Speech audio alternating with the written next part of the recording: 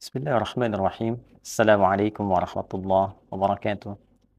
Alhamdulillahi rabbil alamin. Alladhi alafa baina qulubina fa asbahna bi ni'matihi ikhwana. Wassalatu wassalamu ala rasulillahil karim. Nabiyyina wa sayyidina Muhammadil amin. Wa ala alihi wa sahbihi wa dhurriyyatihi wa ummatihi ila yaumiddin. Fahuwa mursalun rahmatan lil alamin. والذي باتباع سنته الشريفة أصبحنا للمتقين إماما. Menjalani kehidupan dari unsur nasab itu, kita diminta belajar dari kakek moyang kita, yaitu Nabi Adam alaihissalam. Bagaimana perilaku beliau, bagaimana kedekatan beliau dengan Allah, pelajaran kehidupan beliau. Maka di dalam surat Al-A'raf, dari turunan-turunan yang sangat menarik tentang kisah-kisah beliau, mulai diberikan pendidikan di surga sampai bertugas di muka bumi. Lalu Allah mengatakan supaya kita belajar dari peristiwa itu untuk menjauhi tipu daya setan. Ya bani Adam la yaftinannakumus syaitanu kama akhraja abawaikum minal jannah. Hei semua anak cucu Adam. Lagi-lagi nasab disebutkan. Nasab kita semua anak manusia yang tersambung kepada kakek moyang kita Adam alaihissalam. Hei seluruh anak cucu Adam, jangan sampai engkau termakan oleh tipu daya setan, terkena provokasi setan yang pernah memperdayai kakek moyangmu Adam alaihissalam sehingga mengeluarkan kakekmu itu dari kenikmatan. Diizinkan oleh Allah kejadian itu terjadi pada masa itu untuk memberikan pelajaran pada kita bagaimana kita bisa menghindari, bagaimana kita mendapatkan jalan keluar. Mudah bagi Adam alaihissalam, seorang nabi yang terpilih, dijaga oleh Allah untuk ditetapkan, jangan sampai tergoda. Tapi bagi kita yang bukan nabi, bukan rasul, dan berpotensi banyak tergoda, kita harus tahu bagaimana cara menghindari, bagaimana cara kita kembali saat terjebak di dalamnya. Dan menariknya, itu semua diungkap dengan penyebutan awal nasab. 7 kali disebutkan ini dalam Al-Quran. Ya Bani Adam. Bani Adam 7 kali disebutkan dalam Al-Quran. Mulai dari awal penciptaan penyatuan roh dengan fisik. Alhamdulillah, dalam perjalanan setiap masa sampai dengan kini, kita mendapati keadaan diri kita semua tersambung dalam nasab yang mulia, yaitu ke Nabi Adam alaihissalam. Sebagian dari kita Allah pilihkan. Kita tidak bisa memilih, tapi Allah memilihkan untuk tersambung kepada nasab-nasab mulia, di antaranya nasab Rasulullah sallallahu alaihi wasallam, nasab yang tersambung pada Nabi Agung yang kita cintai semua, Nabi Muhammad sallallahu alaihi wasallam. Rasulullah yang paling agung, paling mulia, dan orang-orang yang membersamai beliau. Ma'nya ma'iyah, walladzina ma'ahu. Ma'iyah membersamai, dekat, ya, boleh jadi tersambung nasab ataupun juga tersambung pada keumatannya, ya, yang mencintai beliau.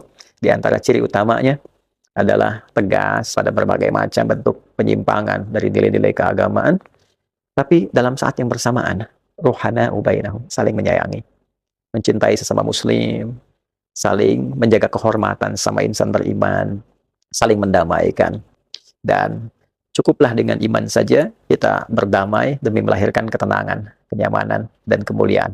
Quran surah ke-49 di ayat ke-10, innamal mu'minuna ikhwatun fa aslihu baina akhawaykum. Sungguh setiap insan beriman itu bersaudara. Bahkan menggunakan adatul hasri, innama. Ya, cukuplah orang beriman itu menjadi punya hubungan saudara karena imannya. Di atas berbagai macam runtutan nasab itu yang tersambung kepada Nabi Adam alaihissalam, ternyata ada satu tali asih yang harus diasah untuk saling mengasuh, yaitu tali iman. Habdu minallah. Dan dengan iman itulah kita menjadi bersaudara. Wa asbahtum bi ni'matihi ikhwana. Dengan nikmat Allah, nikmat iman itu kita bersaudara.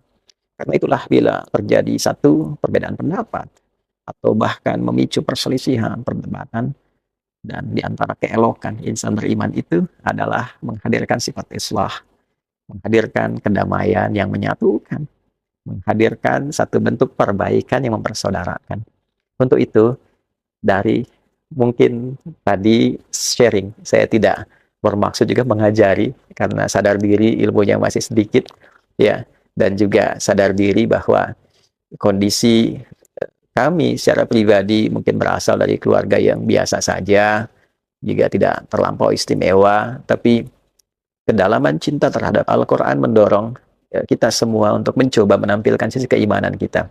Di sini saya ingin menghimbau kepada seluruh kalangan tanpa kecuali untuk menghentikan seluruh bentuk perdebatan, sifat-sifat yang mengarahkan kepada perpecahan, yang dipicu oleh polemik-polemik tentang nasab dan sebagainya. Saya kira cukup selesai. Alangkah lebih baik dihentikan saja, karena kita semua adalah mulia. Kita satu bangsa, satu negara, satu ikatan iman. Akan lebih baik bila seluruh problem itu kita tepikan, selesai, dan menghadirkan islah. Saya harap ini adalah satu potensi untuk menyatukan, bukan memecah belah. Kita punya persoalan yang banyak sekarang kita hadapi. Persoalan keumatan, tentang judi online, tentang pinjol, keresahan di masyarakat. Saya kira tidak perlu kita tambah lagi dengan banyaknya polemik-polemik yang tidak penting untuk hadir, sehingga menghambat kemajuan, kecerahan, dan juga ketentraman yang selama ini kita harapkan. Kalau setiap guru hanya membuat ataupun dibuat konten oleh orang lain dengan menghadirkan banyak perdebatan seperti itu, maka apa yang didapatkan oleh umatnya? Saya mohon maaf bila ditemukan kata-kata yang tidak tepat. Mohon dianggap sebagai sesuatu yang bisa diperbaiki, tidak ada maksud lain dari apa yang kami sampaikan. Saya kira semoga Allah Subhanahu wa taala merahmati kita, merahmati negeri kita, dan menyatukan kita dalam kebaikan untuk membangun negeri ini bersama-sama. Maka kita ini nggak usah ke situ-situ. Kita jangan, ini bakal mengadu domba kita orang. Begitu. Mereka itu orang tulus, menyebarkan agama. Begitu. Dan habaib itu tidak minta dihormati. Dan penghormatan itu suruhan Al-Quran dan juga Nabi. Begitu. Begitu. Jadi sehingga kita tidak usah kayak begitu-begitu, rusak kita punya hubungan. Karena tujuan daripada begitu, pada akhirnya kita bakal mendidik si awam mencela itu habaib. Ujungnya ilmu agama yang dia bawa enggak dipercaya, dan itu yang dikehendaki oleh orang anti-Islam. Dan ini yang paling berbahaya. Kita diadu antara ulama dan ini. Ujungnya kita ribut. Korupsi kagak dipikirin tuh. Timah kemana, ini kemana. Kita ributin kayak begitu. Maka saya sering bilang, ketika ditanya begini, saya secara jujur kurang mau. Kenapa? Saya sering ditanya, ini bagaimana nasab? Saya lagi puyeng mikirin nasib. Nasib nih nggak jelas, surga neraka saya ini nggak jelas. Nasib saya aja belum, nasib belum jelas. Udah, jangan mikirin yang sudah jelas.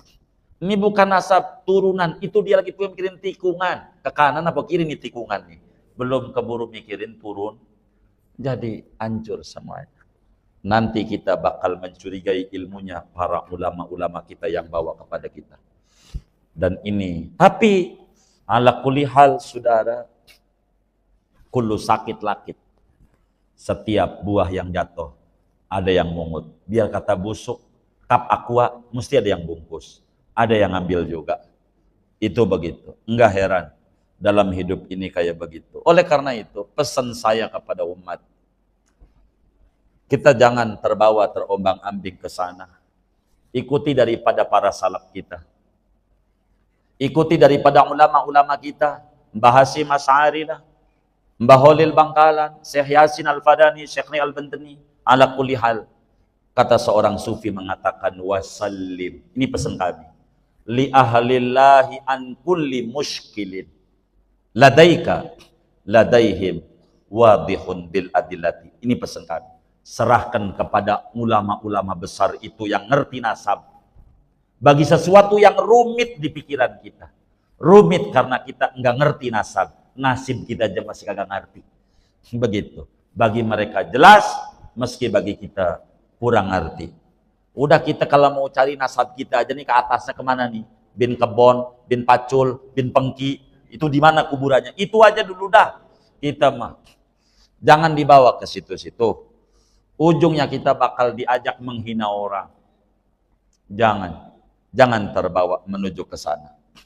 Sebab ini ujungnya bakal menjauhkan kita dari Islam. Begitu. Mereka tinggalkan kampung halaman mereka, Wali Songo itu ke Indonesia. Mau ngapain? Demi Islam. Enggak nyari duit.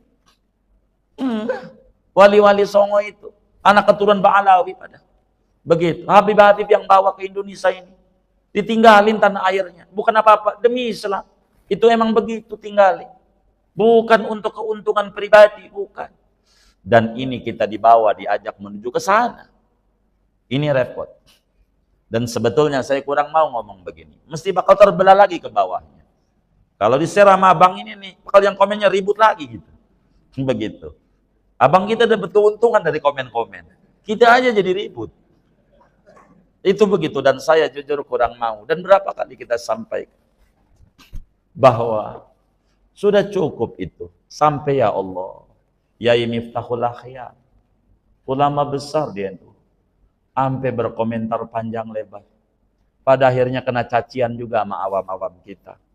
Tuh kayak begitu tuh. Singkatnya saya berpesan sama saudara-saudara, kita no comment. Kita pikirin ibadah kita. Ini mimma la yadurru jahluhu. Ini bukan minaddin. Juz'un minaddin, bukan prinsip dalam beragama. Jangan sampai lebih dalam, ujungnya bakal benci kepada orang. Ama non muslim aja kudu sayang, apalagi ama orang. Bahaya kita. Jangan menyakiti Rasulullah, jangan. Begitu, jangan. Ujungnya melebar, Yamannya lah, ininya lah, macam-macam ujungnya. Udah pusing kita dengar. Dan saya ini pengennya nggak ditanya-tanya begini. Saya pengennya ditanya bagaimana mencintai Rasulullah. Ini begitu. Ini penting. Siapa yang menyakiti ahlul baitnya, Nabi kecewa, dan itu rugi bagi kita. Rugi bagi kita. Rugi. Maka bagi kita yang awam, pikirin dosa kita aja, nggak usah. Husnudzon. Husnudzon. Kita nggak ke situ-situ. Kita nggak. Begitu. Orang ngeributin DNA itu kagak ngerti. Tergantung yang aku. Bukan itu. Dan panjanglah, saya tidak mau. Saya mengomentari yang di awal saja. Qad tungkirul ainu do'a syamsin min ramadin wa yungkirul famu hilwal ma'i min saqami. Kadang kalau mata rabun, matahari aja dikata nggak ada. Kadang kalau badan lagi sakit, buah yang manis aja jadi pahit. Jeruk manis, pahit. Pisang manis, pahit. Itu tandanya sakit. Bila para leluhur kita mengata bahwa Ba'alawi itu anak cucu daripada Rasulullah, kata kita kagak, itu yang sakit kita. Begitu. Jadi kita jangan ke situ dah, jangan. Kita bahaya. Belajar kita yang benar. Jangan sampai kita menjadi warga NU yang terombang-ambing ke sana kemari. Ujungnya menghina ulama. Kita pikirin. Dosa kita aja banyak. Bahaya. Menuduh bukan. Kalau iya, kita menuduh nggak benar itu.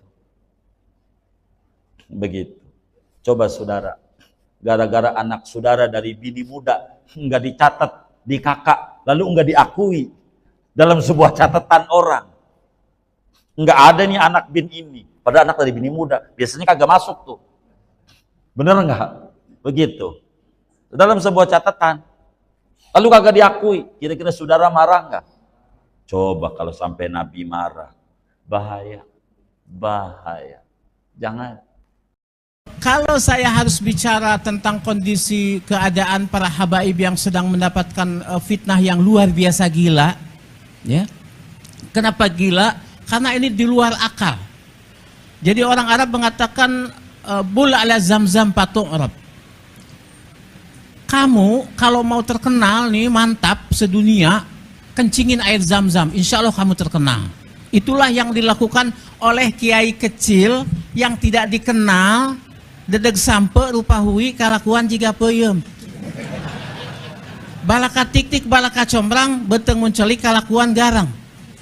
Antum lihat kalau al ulama warasatul anbiya, ulama pewaris nabi, nabi itu rahmatan lil alamin. Menyuruh orang saling cinta mencintai, sayang menyayangi. Bukan sekarang seluruh Indonesia banyak kiai-kiai yang murtad, nggak mau mahabbah sama habaib. Gelo tuh tah? Jawab gelo tuh? Gelo atuh. Nah ini. Nah kalau warisan Warisan nggak boleh ada mane, dia nggak boleh murtad, nggak boleh ada penghalang. Kalau kita ulama-ulama mau menjadi pewaris para nabi, nggak boleh kita ada mane. Contoh, pernah nggak Nabi Muhammad hasud kepada Nabi Musa? Ya Habib yang mulia, mustahil. Nah, tadi antum cerita Nabi Musa. Tidak akan Nabi Musa hasud kepada Nabi Muhammad. Nabi Isa saja nyebut Ahmad. Wa mubasysyiran bi rasulin ya'ti min ba'di ismuhu. Kenapa Nabi Isa nyebut Ahmad kepada Nabi Muhammad? Li'annahu ahmadu minni, kata Nabi Isa, karena dia lebih mulia, dia lebih terpuji daripada aku.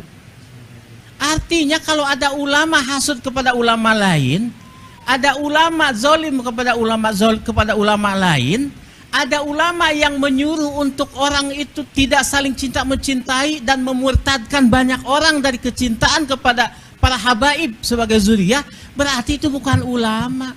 Itu ulama yang asalnya oe. Orang Betawi bilang ulama, awas ada ula. Ula apa? Ular. Maun air, orai cai. Betul tidak? Ular air. Yang asli ada ulama, aliyin, latifun, malikun. Itu habaib itu yang bagus-bagus semuanya. Dengar ini, nih orangnya. Habaib itu yang dawir-dawir, enggak bohong. Mustahil habaib mendatangi satu rumah di kampung dimanapun kecuali orang itu mulia.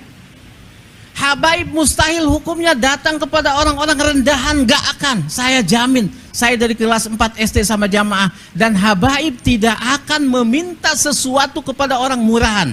Habaib tidak akan datang ke rumah dia minum kopi kepada orang rendahan. Tidak, pasti habaib tahu nih jiwa-jiwa mulia, dia datang ke situ. Bukan dawir-dawir kaya yang disebut orang-orang itu, bukan. Lu gila, lu nggak paham. Terus dia datang ke Robitoh pengen jadi punya marga Habib, ya nggak bisa. Nggak bisa, jadi dendam, jadi hasud. Inilah hasud tingkat tinggi, di mana Imam Ghazali mengatakan hasud ada 3 strata. Yang pertama, berniat supaya itu nikmat yang ada pada dia hilang dan tidak berpindah kepada dirinya, karena dirinya juga ngaku nggak bakalan bisa. Yang kedua, orang hasud mengharapkan nikmat yang ada pada orang kemuliaan itu hilang dari orang itu, berpindah kepada dirinya. Yang ketiga, orang itu mengharapkan paling rendah hilang saja nikmat itu, sudah nggak apa-apa, asal jangan bertambah. Biarin mobilnya Palisade aja 1, jangan nambah Alphard. Begitu nambah Alphard dia pingsan. Nah ini hasud ini kepada para habaib ini hasud kelas tinggi, di mana para habaib jamaahnya yang mulia dan banyak berjuta-juta itu ingin pindah kepada dirinya dan orang supaya cium tangan bolak-balik sama dirinya. Atuh di mana mimitina eta kitu larasa. Imam Ali karallahu wajhah mengatakan ana madinatul ilmi wa Ali babuha. Nabi sallallahu mengatakan, walaupun oleh orang sebagian Wahabi ini mengatakan ini hadis dhaif. Ana madinatul ilmi, kata Kangjeng Nabi, wa Ali babuha. Maksudnya apa? Orang kalau masuk kota harus lewat pintunya. Kalau orang ingin ilmu agama Islam lewat zuriyah Imam Ali karramallahu wajhah. Itu yang dikatakan oleh Habib Muhammad waktu maulidan di Empang. Saya kelas 4 SD dengar itu dan sekarang masih ingat diingatan. Artinya ini cocok, ini tepat, kita ingin belajar agama lewat zuriyah Rasulullah Shallallahu Alaihi Wasallam. Begitu. Jadi paham nih sekarang kita terhadap kondisi Ba'alawi yang palsu-palsu. Kita jangan sama sekali terprovokasi oleh para orang-orang hasidin itu. Bukan nggak hebat Ba'alawi itu, habaib itu nih, dengerin nih penting. Ente nih ustad muda nih, kalau ente mau berantem sama orang, ente ngaca dulu.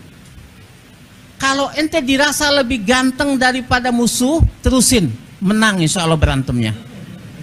Konfrontasi apapun. Tapi kalau misalkan ente, aduh banget aing hawuk ya, belewuk ya, dedek sampe rupa hui, kalakuan juga peyem. Ya Allah, tahajud kurang, ya, sodakoh enggak. Sama janda masih diliatin, maksiat jalan, jangan goblok mau menang.